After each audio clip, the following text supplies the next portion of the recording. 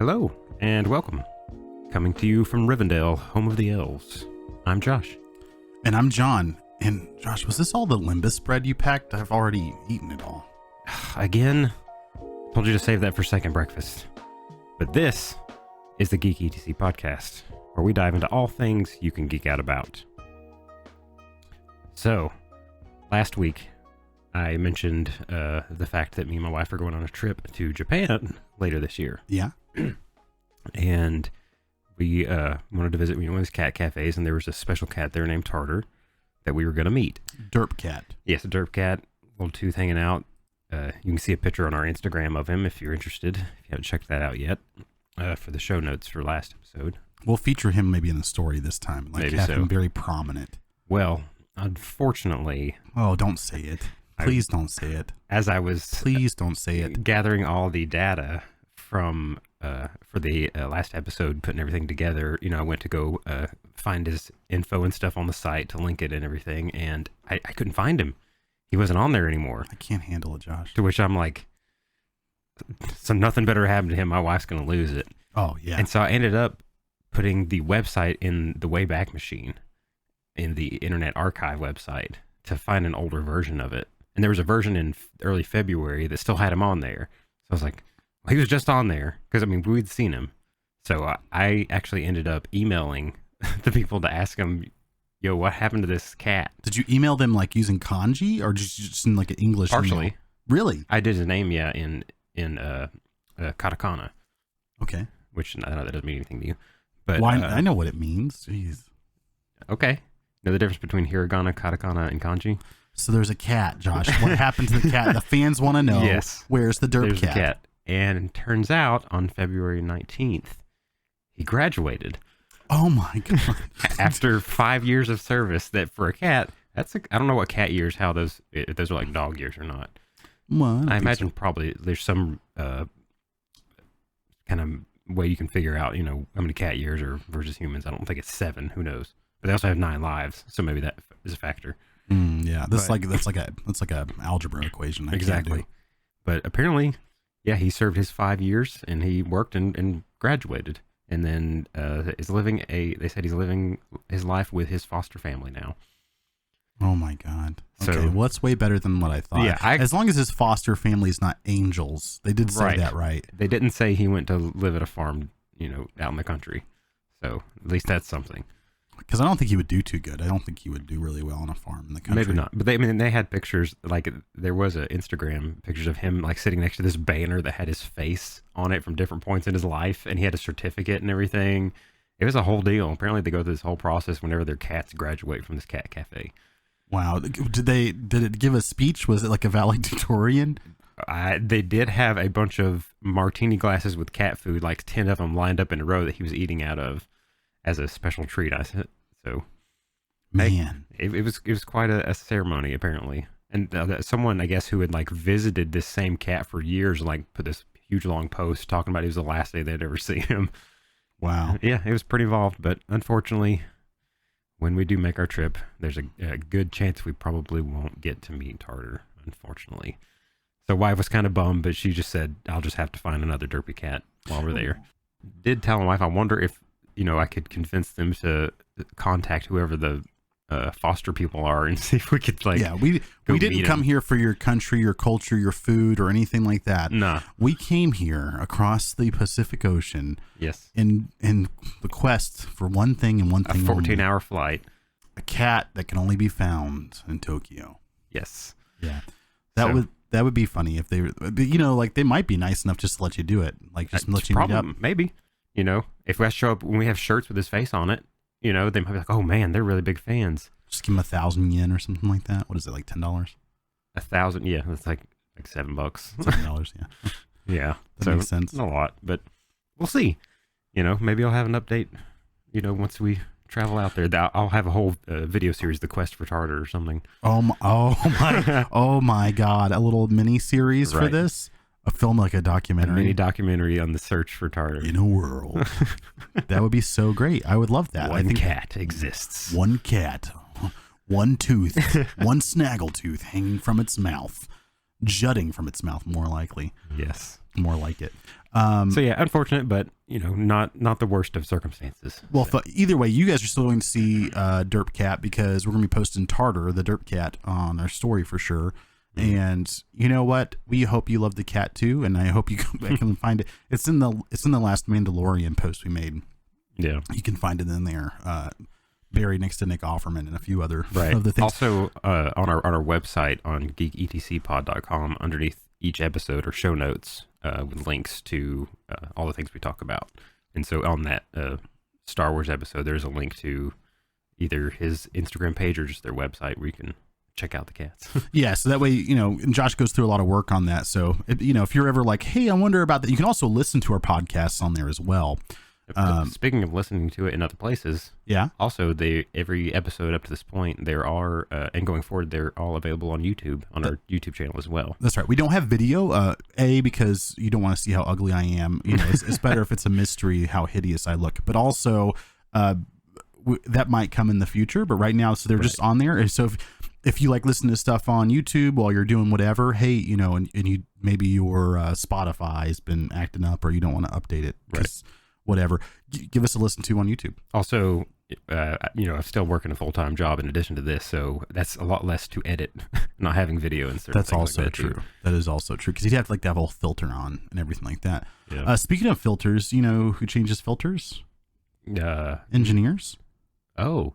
Crew members. Oh, filters inside of ships and things. That's true. Inside of like a ship or something like that. Right. Yeah. You want to explain what you're talking about? Well, so on our Patreon. Hey. Listen, so we've not hit you with an ad yet. Because nobody cares enough to pay us money to tell you things, and B, because we don't want to. Yeah. And so and ads like that sucks. So that's right. So if you are interested, for as little as $1 a month, that equals how much per year, Josh? How much what? How much per year? 300. Wait, for a month? So 12. There we go. There's that math we were talking about. $12 a year, $1 a month. You can be a stowaway on our ship that is blasting off into the unknown. Right, into an unknown universe of geek culture and entertainment. And we'll have additional crew membership out there. We have right now a crew member, and the highest ranking we've got right now is an engineer. But we have plans and art for all our other future plans. Right. But it's a little, we don't have all of them up there because we don't have one of you guys yet as a patron. But when we do, guess who's going to be talked about on here? So we have 3 different levels on our Patreon at the moment, and with each sequential one you get more benefits, and you can check those out on patreon.com/geeketc podcast. And we did this whole ship detail because we really love sci-fi, but you know what else we really love? Well, what I was going to mention before you move on to that on the Patreon, if you are on the crew member or higher, our first exclusive content is on there. Oh, that's right. To watch for our series we're calling Co-op Therapy. Mm-hmm. Kind of a play on couples therapy, because often both our wives say that you're my other boyfriend or something. Yeah. We're like an old married couple, right? Kind of thing going on. Exactly. Yeah. Sometimes it makes the wives jealous because they're like, they're like, because it's our inside jokes going, but right. Yeah. But yeah, so we've got our first episode on there relating to last week's episode, and we are there's some gameplay of us checking out Star Wars Battlefront 2, specifically from the 2004 version. Yeah, the old school original Xbox version. And if you want to see me in a turret just like beaming people and some space battles, flying a ship poorly, because I used to be an ace on it, okay? But you can go on there and watch, and then we're also going to be chit-chatting and just goofing around too. It's not going to be like a Let's Play or something like that, which you'll get just on our YouTube channels. This is more of a behind-the-scenes, us goof trooping. Yeah, but still very entertaining. Very, very fun to play that game again. And I imagine we'll definitely, have a couple more videos in that gameplay. Oh, I hope we do. Because it's so much fun. I hope we do. Alrighty. Well, like I said, I love sci-fi. Yes. You love sci-fi. We also love fantasy. We do. And this week we're geeking out about Lord of the Rings. So there's been some new content. We're talking about Lord of the Rings, and it's one of those things like it almost feels like when The Hobbit came out or something similar. There is an announcement that there are new movies on the way. Yes, it's been met with some controversy over the past week or so that a lot of people are kind of like, weren't super happy with the Hobbit movies that came out, and don't want them to just let a sleeping dog lie. And weren't happy with the Rings of Power too. Let's be honest, that was also an issue with Amazon, right? But so yeah, there was also been a rumor that these new Lord of the Rings movies might be a remake of the original trilogy. I didn't hear that. Yeah. That they might be a remake of those. Oh, that's been a rumor, and I want to put that to bed. So from what I understand, that is not going to happen. And I have a statement here from WB Pictures Group that was sent out to me, and everybody. You exclusively. Well, it was. I have it, so yeah. I didn't steal it. But for all the scope and detail lovingly packed into the two trilogies, the vast, complex, and dazzling universe dreamed up by J.R.R. Tolkien remains largely unexplored on film. The opportunity to invite fans deeper into the cinematic world of Middle-earth is an honor. We are excited to partner with Middle-earth Enterprises and embrace Embracer on this adventure. So it sounds like from that like company statement that they are going to try to go in and provide movies taking place kind of maybe deeper in the actual the mythos itself, like going back to, I want to talk about that exclusively too here in a little bit, what they could possibly be. But well, I heard that they got rights to certain parts, but they didn't get rights to things involving the Silmarillion. Well, so that is true. So the Silmarillion and the First Age is still owned by the Tolkien family, right? So nobody has the rights to those, right? Which is nice, because then they can, the Tolkien family could like be like, oh, it's just a repeating. We know they could like do a whole bunch of stuff with it, right? But right now they do, WB Warner Brothers, I think, got bought out by Amazon, so there's a lot of that going on as well. So very excited for this. I'm very excited for what the movies might be. Right. What would make me so happy is hearing Peter Jackson coming back. Well, and again, that would be awesome. I guess everybody's fear too is they don't want the same thing to happen to this that happened to Star Wars. No. We don't. Well, and we talked about it at length last time too, right? These big, and this is one of those things where when I talk about my little closer statement that I say, geeks fight better together. They have to understand the only thing that you can do is hurt them monetarily, right? When it's a big organization, that's the only thing that you can do is hurt them monetarily. Not buy the product, not support it. That's the only thing that makes any change. And with Marvel, we've seen Disney taking it over and just kind of but then putting out way too much content. I mean, I'm fine if they want to put out movies, right? I'm fine if Marvel wants to put out 1 million movies, but they need to take their time. Yeah, but and likewise, like we're talking about people supporting it, that Ant-Man new and Quantumanium just came out, and it had, after the initial week, it had the biggest drop off of any Marvel movie that they've had yet. Oh yeah, it tanked hard. Yeah, it tanked hard. It bottomed out. It tanked hard. I don't want to see that happen, and the things that I love be relegated to something like to the past, and then try to quote unquote re-innovate or something like that, and come through with like even worse stuff that we just kind of swallow. Like I want like a beautiful meal. I don't want to be force fed stuff that isn't. No, I don't want to watch it just for the sake of watching new content. Just to cram more information in there. I want something that, like the original Lord of the Rings, that is riveting and it grabs my attention. And when when one of those, I remember seeing him as a kid in the theater, and it was always around Christmas time. And when the movie ended, especially like the first one, the second one, obviously, the cliffhangers they were on, we were like, oh my gosh, we have to wait another year to see the next one. And it was like, something we thought about the entire year. And then when the trailers came out and we got to go back to the theater and see, Return of the King, it was the most epic thing to go see that and to see how this was resolved and, where these characters' adventures took them. I never saw them, and I was never able to see them in theaters. And so, like I talked about in the last one, I was a little poor boy, and not that you had money by any stretch, but my parents were just stingy. So, right. We didn't do it. I never saw those. And, I too, I love Star Wars. I love a lot of things we talked about, but the Lord of the Rings is like one of the ultimate fantasy outside of like mythology, outside of like individual nations, nationalities, and like those kind of things, mythology, like Greek mythology or Norse mythology or Egyptian mythology, whatever it is. This fantasy setting that Tolkien put in place, he is the godfather for so many people. I think it took the fantasy setting and really put it on the map in front of people's eyes and made it a relevant thing. Yes, for sure. And like, even like, especially the age that it came out in, like he inspired so many people, like the Lion, the Witch, and C.S. Lewis, the guy that wrote the Lion, the Witch, and the Wardrobe. Similarly. Yeah. Well, he did, but he wrote a thing about The Hobbit, and he talked about, watching it as a child, like reading it. There was no Hobbit movie yet back then, but he said reading it as a child, you enjoy it. Reading it as a young adult, you enjoy it. He says it's not until you read it several more times and as an adult and like on, the umpteenth reading that you really start to understand the genius of Tolkien. That's what C.S. Lewis, another critically acclaimed writer, said, not verbatim, but to that effect on speaking about The Hobbit and about Tolkien's work.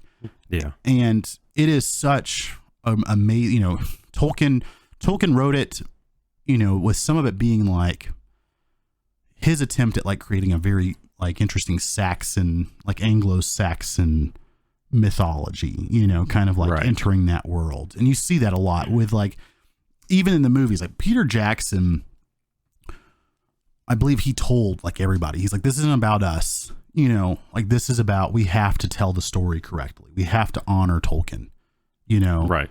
And I think that he entered into it with the right art mind style. Like he entered into it with like the heart of somebody that cared about it enough, almost like a Henry Cavill. Like you see Henry Cavill with The Witcher or whatever, who's like, I'm not going to do it if it bastardizes what I like. Right. And that's what I think Peter Jackson did with, that there was obviously different things from the movie and the books, but he captured the essence so well that there's so many of us, there's so many things, even like we talk about Dungeons and Dragons, we talk about other fantasy things, Pathfinder, whatever. Those themes that we see for elves and other races, halflings and that kind of thing, the art that you see for those things are they look like they came out of a Lord of the Rings book. Yeah. Anything you see in any of those kind of fantasy settings, that it all just, you could very well just see it also in, Lord of the Rings setting, like you said. And I think that he did it in a way that, I bet, assuming a majority of the people who saw the movies and loved the movies may have never even, they never read the books. When I was a kid, when I saw it, obviously, like, I had never even heard of the books. I didn't know they were books and hadn't read them or anything. But that even just these couple movies made me such a fan of that universe and those characters and everything that it instantly became one of my favorite movie series. Oh yeah. And I don't know that I really had much of a interest in kind of the fantasy setting or anything related to that before those movies.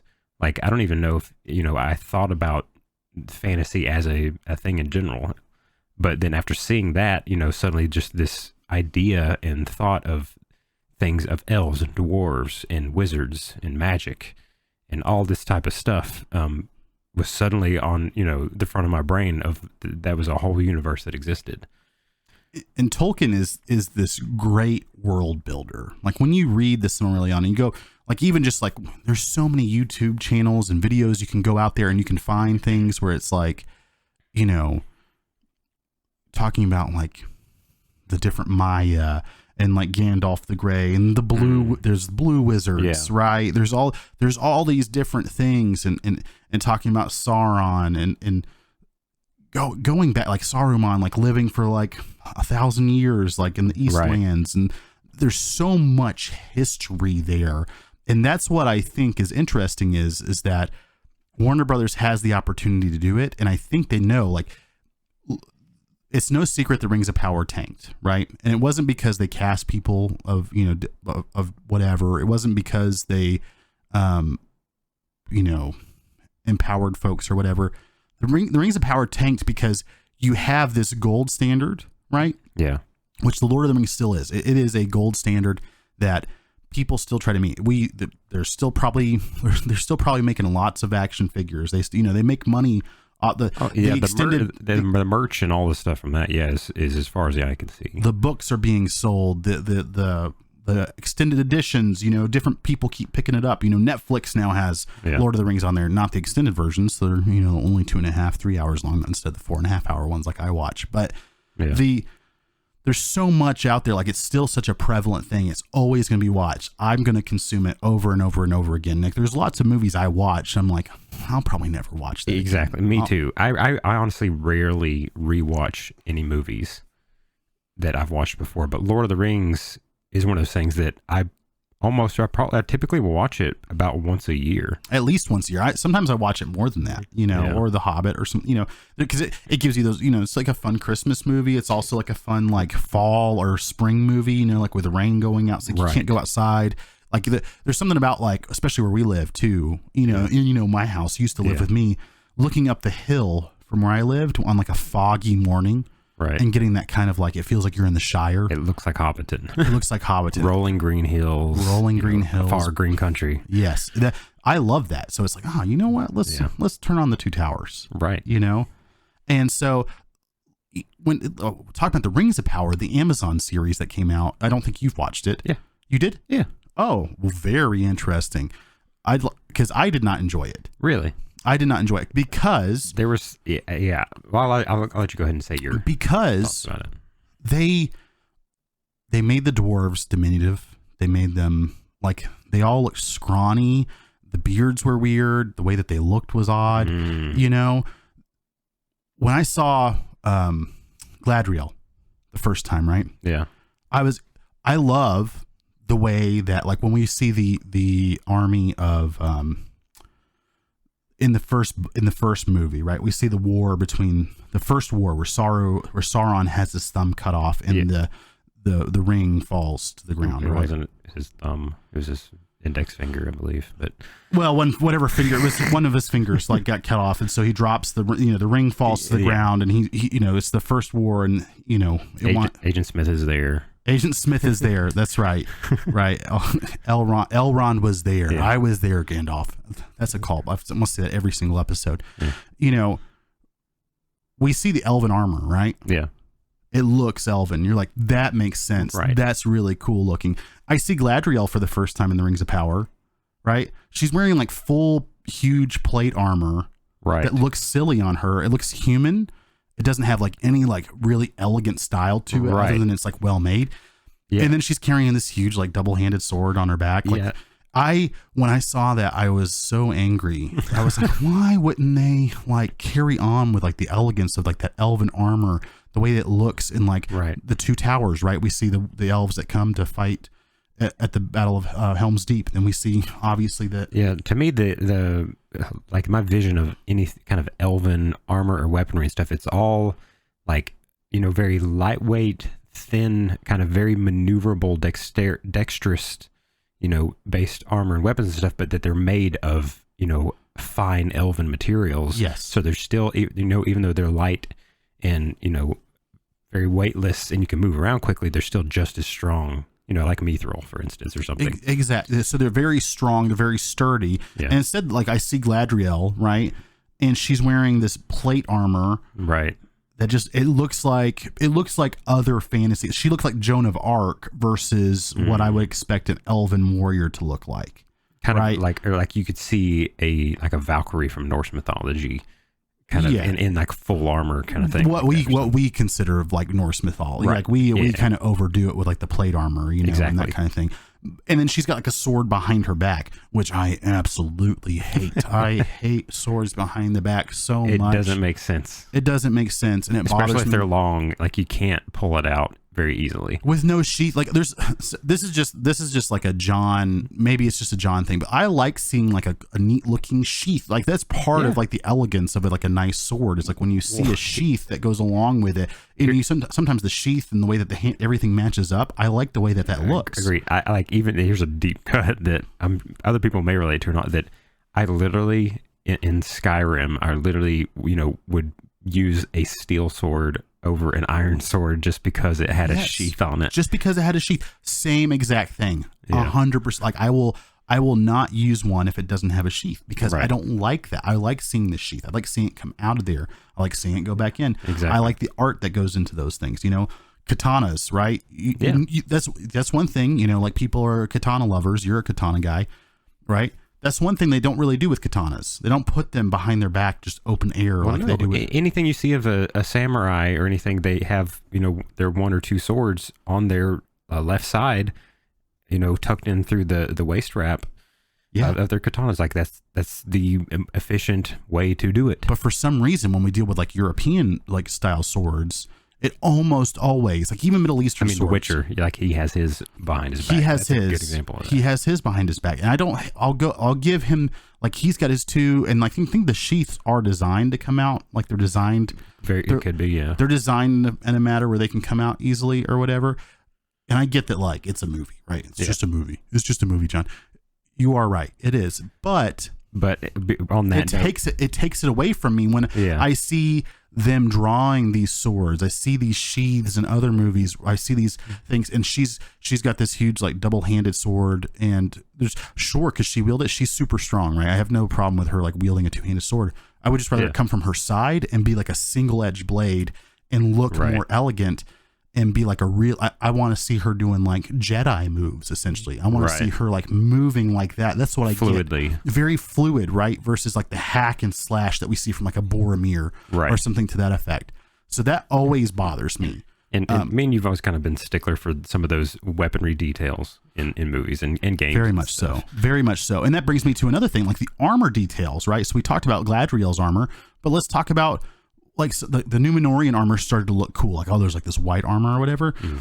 But Amazon also, so Disney has more money than God.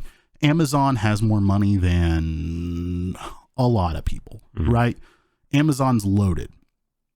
So when they put out this billion, like, it's a $1 billion series, like the first season or whatever, I expect it to look like that. Right. And it didn't, right? It to look as good, if not better than the movies kind of thing. Like for $1 billion freaking dollars, that's a lot of money. It is a lot. It is a ton of cash. And I did not like the way that their armor looked. I mean, I liked the way that it looked kind of at a distance, but then once you actually saw it, right? When you actually saw whatever detail was in it, it was obviously rubber or plat. Like there was no life to it. It was a dead piece of plastic. Like that. It was totally missing the life in it. And then go fast forwarding a little bit because there's so many other little things I could pick on, right? Yeah, I spend all day. We could spend all day picking on it. And when I saw when the humans are fighting the orcs, like first off, like so silly that they had this like actual fortress, right? And they're like, let's abandon that and just blow it up. Right. They had a fortress like with one way in, right? Up on the mountain. Like an actual defendable fortress, kind of like Helm's Deep, right? Yeah. Kind of like Helm's Deep, where it was like, this is like a last stand fortress. And they're like, let's do a little fireworks show and kill like 40 of them. Some of the guys. 40 of them. And then we're going to go back to our open air town and like... Yeah. I was bothered by that. They put up this silly little barricade, and eventually one of the orcs is just like kicks right through it and just walks through it because that's what you could do. You could literally do that. You know, I could run through your walls right now. It's not that hard. And so, and they're like shooting from the rooftops or whatever. And then I'm so tired of the Deus Ex Machina, like without reason, without a build, like without any background, like without like, they're like, like the Numenorians, they went there, right? They're like, we gotta defend the humans, or we gotta help them in this fight. But there was never like any background on like how they knew where they were. They just land their ships, and then you see the fight with the humans, and then all of a sudden, out of the blue, like they just so happen to show up at this one tiny village, which is, it's not that big a village. It's not like not like the city of like like the actual capital of Rohan. It's not the city, it's not Minas Tirith, right? Where you would say, oh, if they're attacking Gondor, they're probably attacking Minas Tirith. Right? Yeah, that would be the Last Stand place. Or Osgiliath or something like that. They ride in out of the blue. Oh, we saved the day. Here they are. You know, like that kills me so much because it makes it. What they're doing is they're saying, hey, you guys are too stupid. We can't explain, like, we're just going to show up, right? We're not going to give you any buildup. You don't want that backstory and lore. Storytelling is storytelling. Yeah. I need to know what happened with the story. I need to I need to understand what led me to that point. I wonder how much of that too in some of those, you know, highly produced shows like that is, you know, that if there at one point in the storyboard that there was that stuff, but then, you know, the higher ups, the investors, the, you know, the corporate people, the people who are making the final decisions and spending the money, that they're like, hey, I don't need all that stuff. I'm sure there was a writer on that show who was like, man, this doesn't make any sense. And they're like, they're too stupid to pay attention to that. The audience is too dumb. They're just going to eat it up because we put it out there. Right. We don't need to make it. We don't need to actually, you know, it's not like Hollywood doesn't have armor. It's not like the Lord of the Rings production doesn't have like armor that looks good. We don't need to put armor on them. With that much money, again, they could have got, which I don't know if they were involved or not, but Weta Workshops in New Zealand did all the like the armored weapons and everything for the Lord of the Rings movies. Yeah. And they're like about the best of the best at doing that kind of stuff. $1 billion. Exactly. A billion with a B. You should be able to get what $1 billion you need. with a B. You know, even if it was just spray painted or whatever to look a little bit better, that's fine. Like, you know, I like Game of Thrones, and armor in that was always silly. And I do hate that armor in movies typically isn't like useful unless it's like a plot armor, quote unquote, for like, you know, who is it? I think Aragorn uses like his bracers once, right? And like like to block a blade or something like that. But in real life, you know, you obviously can't just like cut through armor like it's like, you know, it's paper. Yeah. But you could if it was the armor from like Numenor or whatever they were wearing. Right. Right. And the orcs, like, they're all wearing that white cloaks and stuff, and I get the sun or whatever, but like, give them a little bit more substance. You know, they just seemed like they were like, it looked like they had just woken up. Like, you know, like the old, like, you know, when Pooh Bear goes like his little with his shotgun. Oh, he has his nightcap on. He has the nightcap on. You know, like a little gun. white napkin, nightcap, and he's got his little candle and the little thing. Yeah. That's what they kind of look like. They were just like wearing white stuff, and they were like not that well. They weren't that greatly done. I don't know. That's just kind of my take on it. I think the Rings of Power really did not do a great job. They didn't do a great job I don't know why they picked the area that they picked. I don't know why they picked the story that they did. I just don't get it. Right. To be honest, it was very frustrating for me to watch. I mean, I watched it all because I like it, but I didn't love this. I didn't love that series by any stretch. Right. But comparing, you know, all the things we didn't like about the Amazon thing, what we do like about the original movies. Yes. Those were amazing. They were very well done. You know, the filming on location. Right. And and on that note, like New Zealand, I think was the perfect place. Oh, perfect. To do that. Absolutely. The variation and the types of terrain and the mountainous and the fields and the greenery of the Shire and all that type of stuff. And they don't have any snakes. But no, I agree. They built these whole things, like these whole sets. They feel really good, right? Yeah. There's a reason why you get that kind of cozy feel. There's a reason why there's a Hobbiton, like there's like a Hobbit village in New Zealand you can go live in, right? Yeah. Or other places, is because the set was so good that people are like, I want to live there, right?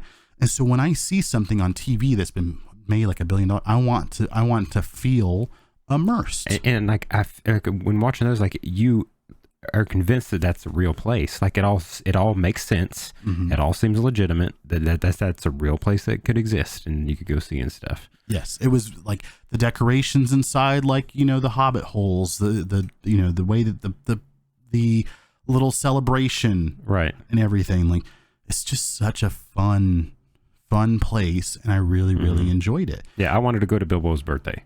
Yeah, who didn't? Yeah, because you know what you're gonna like. You could almost be like, I bet there's some pie. Like, you could tell. Pie. Like, yeah, you could tell. Like, oh, I bet there's some turn. You know, like you can just tell that there's a like you just feel it. Like you automatically see that place, and we can almost like in our in our own body, like put ourselves in that place. And I think that's what's so good about storytelling, and this whole storytelling that Tolkien did Right. well enough that Peter Jackson felt so strongly about, that he then also interpreted it like that. Right. And in the same vein that, like, later on in the movies in Return of the King, there, and it's one of my favorite scenes too, there's a scene where they're in Minas Tirith, and, the orcs are, battering down the doors, and Gandalf is sitting with Pippin, and they're sitting there, and like there's like batterings on the door, and Pippin's asking, going through the whole thing of, what if this is it? What if we die and all that? And Gandalf goes to this whole spiel of,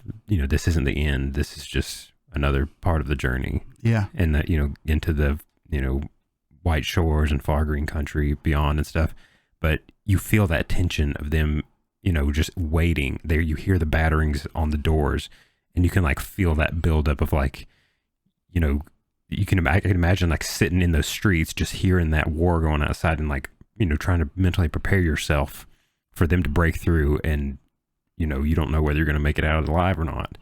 I didn't know if they were going to make it out alive or not. Yeah, and then you hear the horns of horns of Rohan in the distance as the Rohirrim approach, the Eorlingas or whatever their name is, right? Like the Eolingas. Like you hear that, right? And I instantly, you hear that, you hear that, you get like the hairs on your neck kind of stand up, right? Yeah. It's almost primal that you hear that, and you're like, oh, and then you see this slowly advancing force, right? Yeah. And, you get the king, right? You get a decent speech at the beginning, right? With the perfect music buildup. Right. Right. And that, everybody cheering. And then you get the charge, into Pelennor Fields, into the battle, and wow. And on top of that, it's not even the only time that happens. Then when they show up on the shore with the ghost army, like it's a whole nother thing. And then you're like, we got even more reinforcements. And you're just like, you have that gut feeling, just like, yeah, give it to them. Like, yeah, you thought you guys were going to win, but guess what? I know. And so, and here's what you guys are saying. Well, John, isn't that ghost army kind of like the Deus Ex Machina thing from the Rings of Power? It is not, because we see Aragorn go. We know he goes there. We know he goes there and gets them, and we know that, like, if in the extended version, like in the other things, like that they're gonna, what they're gonna do. Like you have an understanding. That's the reason why they're not present. That's the reason why some of the, like Gimli, Legolas, Aragorn, the three of the biggest dudes in the series aren't there at the beginning of the battle, like they are at Helm's Deep, right? Right. They're not there. And so you know what's coming. You know that they're like coming with that army to save the day.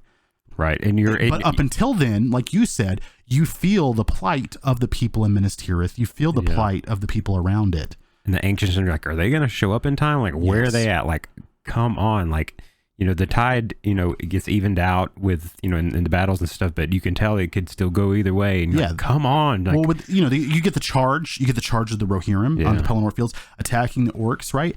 And then, you get kind of them breaking, you get, the Gondorian forces fighting back. And then here comes the Easterlings with their Oliphants, right? Mm-hmm. And they're now like you see, like you feel that charge, that like that thing they had, and then they were the scary thing to the orcs. Right. The orcs were scared of them. Then they turn and they see these huge things coming towards them, and they also are then. They all are like, oh, crap. And the king is, you can tell in the way that he acts. He's such a good actor. You can tell that he's so good because he bolsters them again. He's like, reform. He's like, well, I got to, because he can tell that the wind has kind of gone out of those sails. Yeah. Right. There's like an old saying, I don't know who said it specifically, but it's like, whichever team, yelled their war cry first typically lost or something like that. And they had already let theirs out. They had already gone. And they had done it, and they had ridden in, and they've got orc blood all over them. And then they look, and here's essentially like the orcs Rohirrim coming in. They're back up. They're back up, right? And so then when you finally get the ghost, it's really, there's enough of a tension. There's enough tension in the air that it's actually like, oh, thank God. Thank you for releasing some of that. Thanks for coming in. Right. I think that all these movies, that was one of the things that they did amazing, was these moments of tension. Yes. Whether it be Gandalf stuck on top of one of the two towers after Saruman, beat him up and wondering how he's going to get off there. Yeah, he's stuck on the Tower of Isengard. Yeah, or if it's when Frodo is wrapped up in Shelob's web, and poisoned and unconscious. Like, that is a very intense moment, and wondering what's going to happen there. Or they're on the Bridge of Khazad-dûm, and there's the Balrog.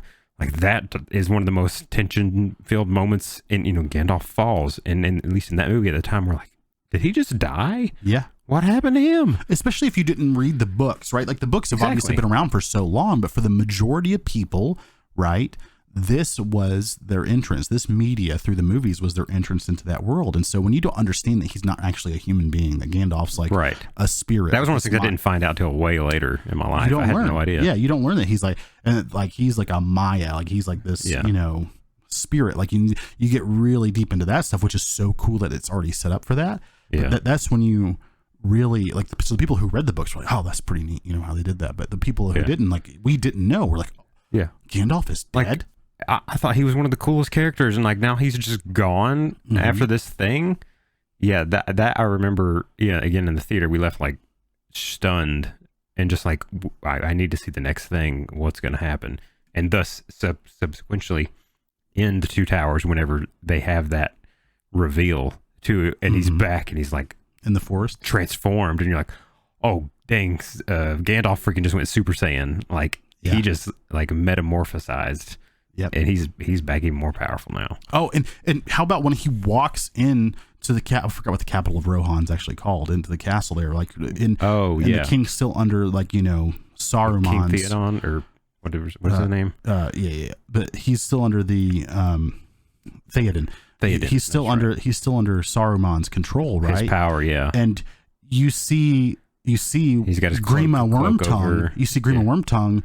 When he sees, it's kind of like you talked about when the samurai or not the samurai, the Jedi. When you talk about the Jedi showing up, and you're like, oh, it's about to get real. Right. Grima sees the staff, and he's like, I told you to take his thing. And then you see everyone's just like, I guess all the other guards are like, yeah, it's just an old man with his walking stick. Yeah, and then you see the gray, idiots. He's not a freaking old man. The gray cloak comes off. Yeah. The blinding white light. Yeah, right. This purity of good in its most pure form, just drowning out the evil that was present. There in the room. It was those three movies were so masterfully done. I love them, and like everybody, I don't know a lot of people who just like I don't like them. I don't like Lord of the Rings. Right. I think most people are like, even if they're like not into that kind of thing, if they're just like not super into fantasy stuff, but like they'd still say that it were good movies. Yeah, they're like, oh, like they obviously even understand that like production value and everything else, that they were well done. The acting, I mean, Viggo Mortensen, get out. How good is he? Right? All of them, they were amazing. Like Christopher Lee, like that's one of my favorite stories. Like Peter Jackson talking about, well, you're going to get stabbed in the back, and you're going to go, oh, and he's like, that's not what happens when somebody gets stabbed in the back. Because Christopher Lee was like, MI6, like operator in World War II. He killed people. He was a bad dude. Like so he shut Peter Jackson down. He's like, no, this is the noise they would make, and they're like, oh, you actually know what you're talking about. Yeah, he like refused to do it because he's like, and I like that he was like, no. I've killed people like that, and I don't think that's not what they do, so I refuse to do it because that's not real acting. And right. Like, oh, okay. That's a sign of a awesome, great actor. Yeah. That whenever you swap the stuff on the producer and the director on that is always a cool story. And that seems to be one of the things about actors that people like, when people talk about, they're such a good actor, they're able to like ad lib or, do whatever.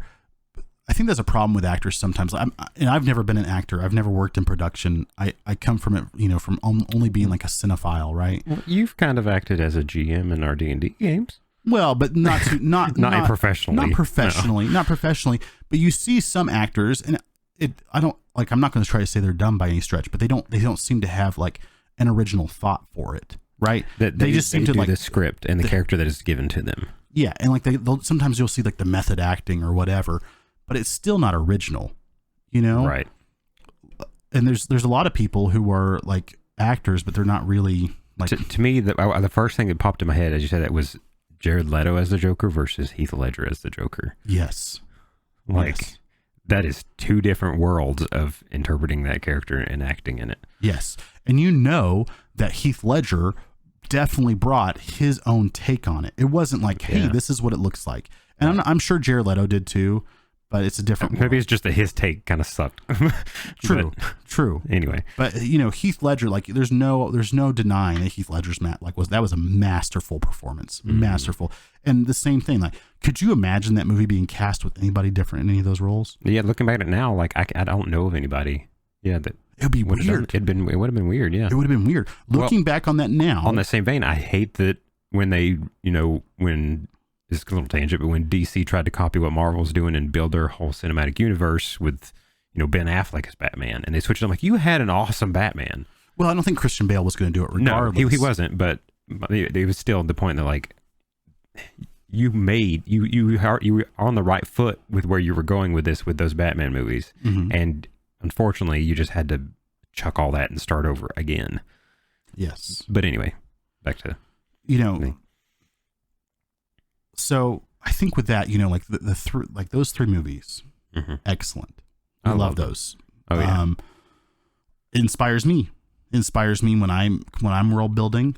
Right. I was going to mention that earlier. That that's another thing that anytime you watch them, for people who are really into D&D like us, you suddenly have those ideas keep rushing back in. You'll see some particular character or armor or weapon. You're like, ooh, I wonder if I can make that in my game. Mm-hmm. Like your stereotypical ranger, like your little elf, like wood elven ranger. He's got his bow. It looks like Legolas. He's got that kind of thing going. Fights with two weapons. I mean, my first ever D&D character I made, my wood elf, was very much based off of Legolas. Yeah, because it's people want to mimic things that are awesome and really, really cool, right? Yeah. And I think there are some people who might dress up as like a Rings of Power person, but I doubt it. Yeah, I mean, people are going to cosplay any media, but there's many more for those main movies. There's also people that can cosplay better than that. Whoever was running this props department. That's also a thing. I've seen many cosplayers that their outfits, they're like, yeah, that looks better than the movie did. Yeah. Or the TV show or whatever it is. But the fabric, like the things you see in the Lord of the Rings trilogy, in every single movie, when you see those things, you're like, oh, those look great. Yeah. Right? The elven armor, whether it's like the Hobbit series, we got to see a lot of elven soldiers, right? Right. That was really fun. That was a lot of fun. So with that said, there's a bunch of the three movies that are going to come out. They're talking about eyeing another trilogy, right? And so this is what I want to, so in the Lord of the Rings, the Two Towers, right?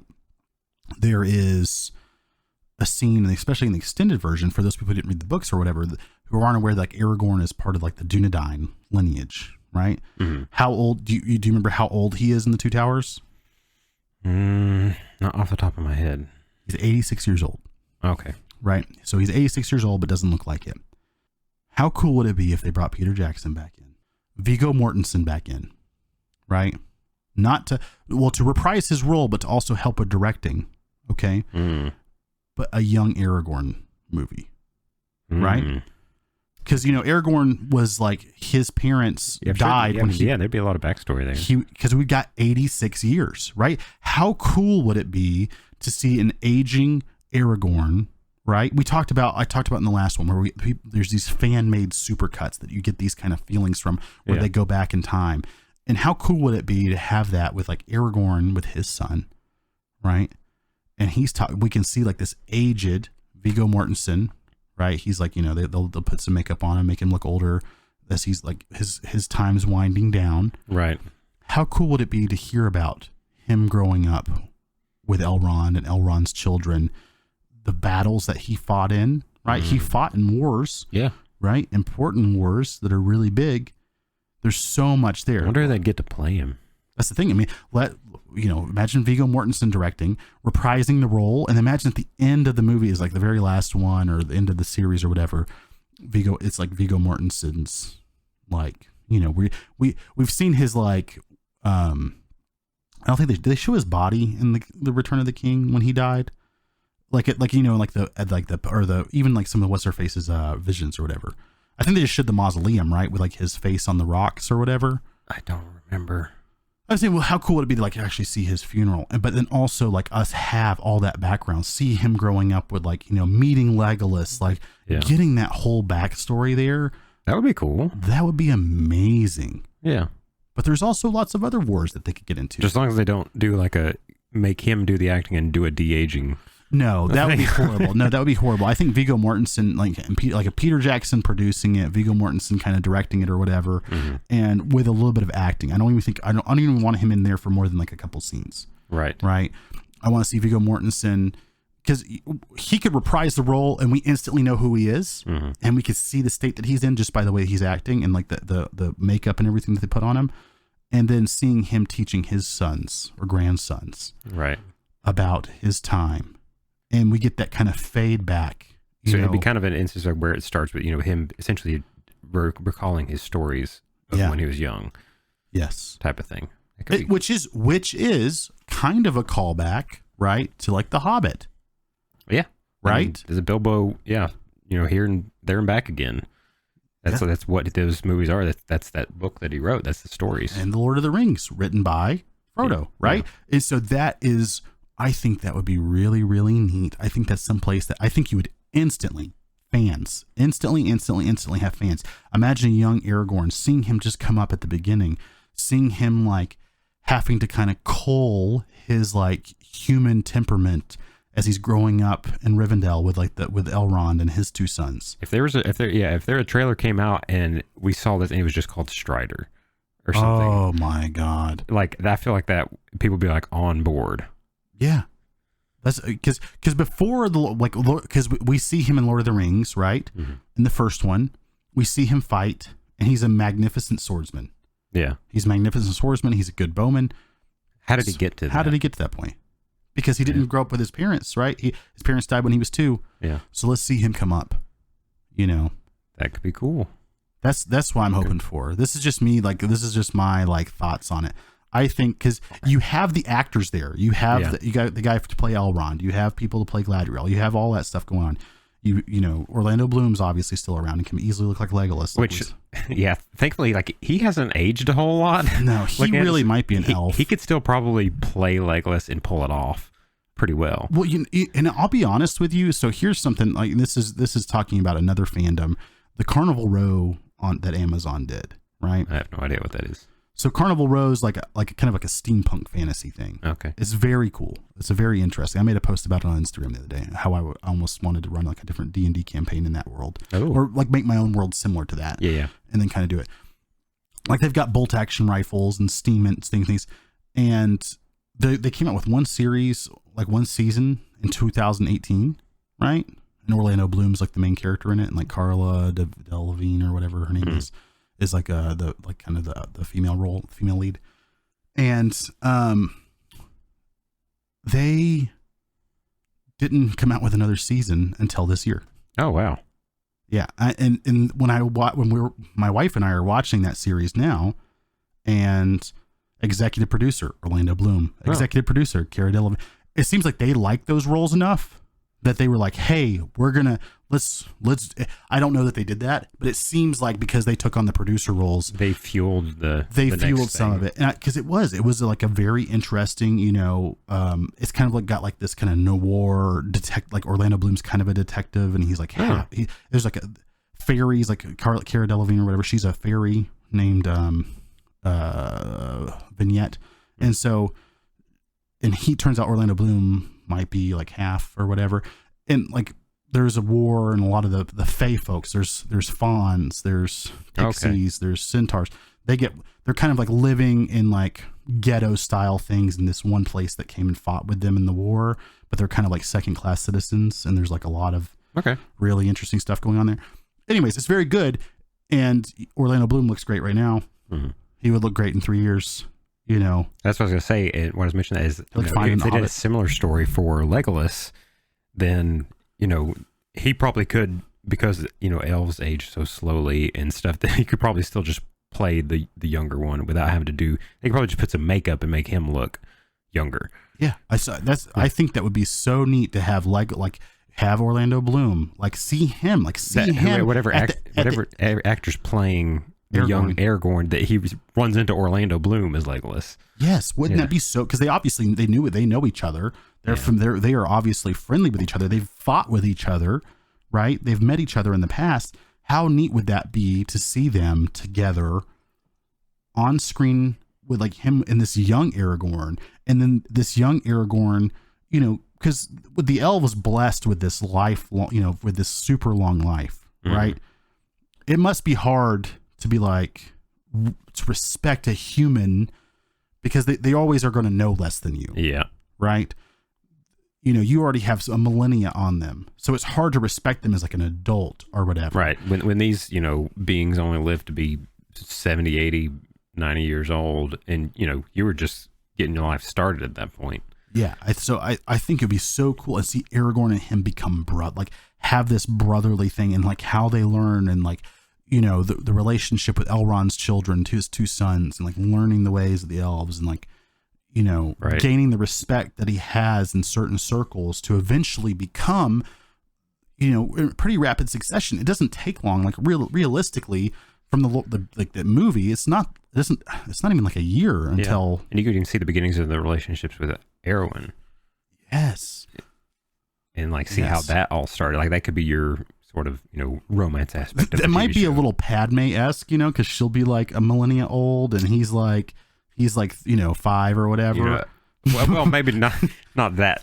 Maybe when he's, you know, just a young strapping 20-year-old or something. Yeah, maybe she's been away for a second. She comes back because we don't want that like Padme. No, like, you know, that was always a little weird. It definitely was. You know, I love those memes that are like of that, you know, where Padme's like, we can't be together, but she's wearing like this outfit, you know. He's 9 and she's 14, harkening back to the wise words of Weird Al. Yeah, exactly. What a good song that was. It was. The Saga Begins by Weird Al Yankovic. That's a good one if you're looking for one. But I think that would be really neat. That's kind of my pick to go with that. What would you like to see from like if there was, that sounds awesome. You know, I mean, granted, I think similarly, it could be cool to see some of because in the same vein, someone who would have many, many hundreds of years of adventures would be Gandalf. I mean, Gandalf's also the other, you know, very popular, you know, character in the thing. He's like one of the other biggest guys in it. And so, like, I've always wanted to see more of the power of the wizards in that universe. You know, to see what other magical capabilities they have and stuff. Because we don't see, I mean, we see a little bit of magic from them. But they talk more about magic in the books for sure. Yeah. But yeah, we don't see it as much in film. Like, why didn't Gandalf just cast Fireball? Exactly. Like that kind of stuff. Like, I want to see it, like if there is any, like we get that little glimpse of, you know, Saruman doing the chant on the top of the tower towards the mountain to make the avalanche fall on him and everything. But yeah, outside of that, I mean, I guess there's the ward that he cast on the bridge of Khazad-dûm to block the sword as the Balrog's striking down, and he blocks it, you know, with the light and everything. There's like a couple kind of spell type of things you see, but I would like to see some kind of adventure that shows a lot more of that magic, to see the capabilities of the wizards in the Lord of the Rings universe. I think that's neat too. Well, I think that's part of it. I do like that the magic is not so ubiquitous that it's like, I think that's one of the things that makes them so much more maybe feared / whatever, is it's not that understood. Right. You know, the magic in it, it almost like there's some, and I think it may be particularly that scene with Saruman chanting on the mountain, that it reminds me a lot of the voices from Skyrim, like the Greybeards or whatever they're called. Well, I imagine they're definitely based on them. High Hrothgar. Yeah. There, that it's just this, by just the power of your voice and the, you know, you command the earth to do things for you and stuff. So I don't know. I think that'd be kind of interesting. I agree with you. I think that would be interesting. Man, there's such a huge world because Tolkien did set up thousands of years of stuff. Mm-hmm. You know, maybe we go on an adventure with Tom Bombadil. Huh? Yeah, that's also a thing. Just hear a little singing dude in his little yellow boots and all that. Wouldn't that be fun? It very well could be. So we love Lord of the Rings. Yes. Both of us. I hope that you all love Lord of the Rings. I hope if you've never watched Lord of the Rings, for some reason you're listening to us talk about Lord of the Rings up to this point, which is right at an hour, that you're like, maybe I should watch it. And I hope you do. And guess what? There's Hobbit movies too. We've not even talked about those, where you actually can see a dragon. You can see some other things, that are kind of interesting. It's a little bit more. I watch The Hobbit once a year, probably too, just because I haven't seen it in a minute. I like it just because sometimes you just got to get in a mood. Like it helps me like jumpstart the mood, especially for like Dungeons and Dragons or something like that. Like there's not enough really decent fantasy out there. Yeah. Some of the same actors reprising, like Gandalf and Elrond and that kind of thing. It's nice to see. And like Orlando Bloom getting to see Legolas out there and shooting bows and shooting arrows at people. But I guess to wrap it up, everything like the Lord of the Rings, like those first three, particularly the original trilogy, they are in my top favorite movies. We in our early episodes we did our top 10 favorite games. I wonder if we could put together a top 10 favorite movies. Oh boy, could I? Yeah, of course I could put together a top 10 movies. There's movies I'm dying to talk about. Yeah, we may dive into that here soon. That's a good idea. But yeah, they definitely live up there for me. And like I said, there's not many movies I watch once a year type of thing, but they do that. And I feel like they'll always be interesting. And they're one of those movies too that, every time I watch it, I pull something else out of it. Yeah. Some type of deeper meaning. And that's one thing that I also love about these movies is there's a lot of underlying philosophy and, values and stuff in this, referring to, that scene with Gandalf, like the sacrifice that he does and is, kind of reborn, through this sacrifice to save his fellow companions and everything. And then even just the weight of Frodo bearing the ring, making this travel as just, a normal person. So there's a lot of kind of, philosophy and I think deeper meaning behind a lot of this stuff that is really cool and that I really appreciate. Well, I think that goes back to some of what C.S. Lewis said when he read The Hobbit. You read it a few times, or in this case, you watch it a few times when you're younger and you're brought into the world and you see everything. But as you start to get older, you start to pick up on some of the things. So maybe it's not until your 12th or 14th viewing that you pick up something else that like really makes it that thing for you. Yeah. And that it can be like, depending on what's going on in your life, that something, something Gandalf says, that just hits you a different way. Oh yeah. I had that happen a number of times in my life. I know you did. And it's, like the words of Gandalf literally have like helped me through tough times in the past. Yeah. Which is again, another reason why I love these so much. And they're also the words of a person too. That's the thing, they're the words of Tolkien through Gandalf. Yeah. And that's what's so neat is he played those roles and had those words that made people, he played the role of so many of those people. He played the role of Aragorn. He played the role of Legolas. He played each of those roles masterfully. Mm-hmm. And that advice that he gave, that was advice that he gave you, that was advice that he gave to his readers, and he is somebody, that's another thing, he had been through so much in his life. There's actually a really good Tolkien movie that you guys should go check out. That's like actually about him. For those that don't know, Tolkien was a World War I veteran from, he was a British soldier in World War I. And a lot of the things he saw there, were things that he used to help him write Lord of the Rings and The Hobbit. And for somebody that saw something, which, we'll talk about probably different wars in the future or something like that. But when you went from like this, Napoleonic dress, uniforms, muskets and all that. And this was the first major, war where you're talking about machine guns and gas and that kind of thing. Yeah. The horrors that he experienced that he had no idea could, because nobody did. Yeah. The incompetence of leaders, right? You see that portrayed several times in those things. His own life experience was a big reason why he was able to do those things so much. And also probably because those things resonate with us inside of us. That's another reason why we like it so much. For sure. Definitely. I do want to throw something out there though. I showed it to you a minute ago and I think you liked it as well. There's a guy on Instagram that I want to bring up because I'll be posting him on Instagram today. And I think you guys should go follow him. His name is Gard space Ragnarok Sagan. And he's like a really funny Instagram page. He's like a workout guy, right? So even if you're like, I don't like working out or whatever, it's fun for him because he has all of his workout videos on there are like him with like weights or something like that, and he has like the music from the Lord of the Rings, and he's like running, he's like getting ready to run onto the to guard Helm's Deep or whatever. Like every single one of his videos is like kind of sci-fi or fantasy based, and he's always like, he's got these silly workouts to go along with him.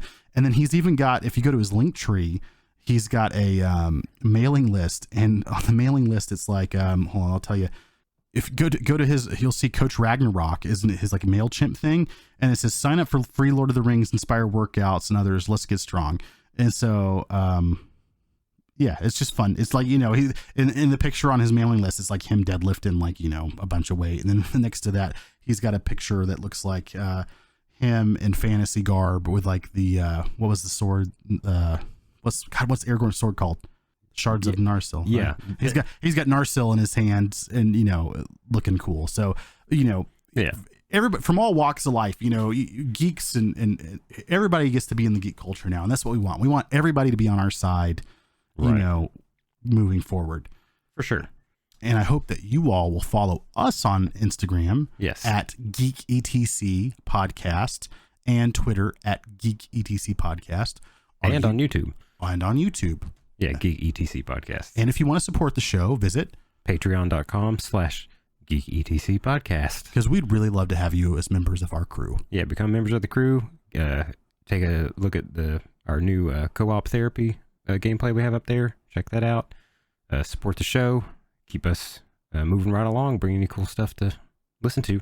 And I hope that you all will remember that, like I said earlier, geeks, we fight better together. Our voices can be heard if they're being spoken in unison and in large numbers. So if we want the content out there and we want it a certain way, make sure that our voices are heard moving forward. Right.